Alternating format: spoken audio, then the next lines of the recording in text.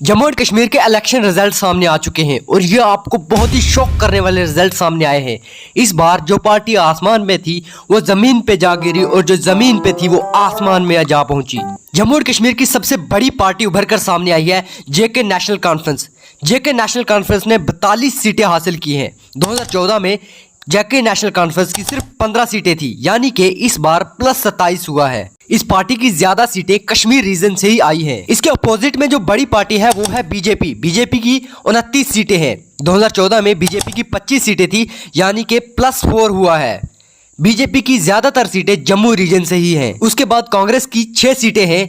2014 में इसकी 12 सीटें थी, यानी कि -6 हुआ है।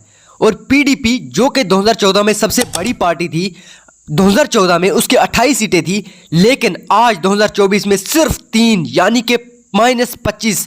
सबसे बड़ा नुकसान। जम्मू और कश्मीर असेंबली में टोटल 90 सीटें हैं। अगर किसी भी पार्टी को सरकार बनानी है तो कम से कम 48 सीटें चाहिए, लेकिन जम्मू और कश्मीर में किसी भी पार्टी के पास 48 सीटें नहीं है। इसका साफ साफ मतलब है कि कोalition गवर्नमेंट बनानी पड़ेगी।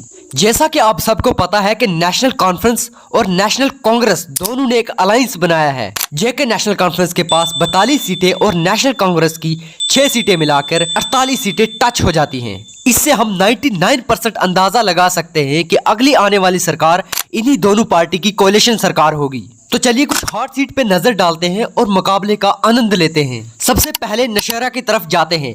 नौशहरा जो कि बीजेपी की पुरानी सीट है, जहां से बीजेपी के famous leader Ravindra Raina election लड़ रहे थे। रविंद्र रैना ने कभी ख्वाब में भी सोचा ना होगा कि मुझे एनसी के मेंबर सुरेंद्र कुमार चौधरी 7,819 वोटों से हरा देंगे।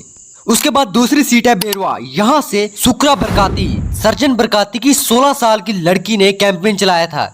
जी हाँ, ये वही आज़ादी चचा हैं जिन्होंने काफ़ी टाइम पहले आज़ादी के नारे लगाए थे, जिसकी वजह से जेल में बंद हैं। सर्जन बरकाती तीसरे नंबर पे आते हैं। पहले नंबर पे शफी अहमद वानी जो कि एनसी के कैंडिडेट हैं, 4,161 वोटों से आगे जाते हैं। दूसरी कॉन्स्टिट्यूंसी है बिजबिहारा। जी हाँ, बिजबिहारा से भी शॉकिंग रिजल्ट सामने आ चुका है। बिजबिहारा पीडीपी का सेंटर माना जाता है। यहाँ से ही मुफ्ती मोहम्मद सईद ने अपनी पॉलिटिक्स की शुरुआत की और उनकी बेटी महबूबा मुफ्ती ने भी यहाँ से ही पहला इलेक्शन लड़ा था। और आज महबूबा मुफ्ती की बेटी इल्तिजा मुफ्ती ने अपने पहले इलेक्शन की शुरुआत यहाँ से ही की। लेकिन नेशनल कॉन्फ्रेंस के मेंबर बशीर अहमद ने 9,770 वोटों से हरा दिया। उसके बाद चलते हैं उमर अब्दुल्ला की बड़गाम सीट पर। यहाँ पर उमर अब्दुल्ला ने अपने ओपोनेंट पीडीपी के मेंबर को 18,485 वोटों से हराया है। इसके बाद चलते हैं आम आदमी की इकलौती सीट डोडा पर। जी हाँ, आम आदमी पार्टी ने दिल्ली और पंजाब में जलवे दिखाए और उसके बाद जम्मू और कश्मीर में भी शुरुआत कर दी है। जी हाँ, आम आदमी पार्टी का पहला एमएलए महराज मलिक बीजेपी को 4,538 वोटों से हरा देता है और आम आदमी पार्टी का जम्मू और कश्मीर में पहला एमएलए बनता है। इस साल 2024 के इलेक्शन बहुत ही इंटरेस्टिंग थे, बिकॉज इस साल यूटी का पहला सीएम बनेगा।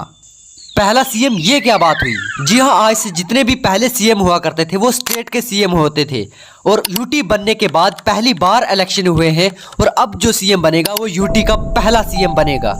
आप किस कॉन्स्टिट्यूंसी से हैं? हमें कमेंट में बताइए आपका एमएलए कौन है।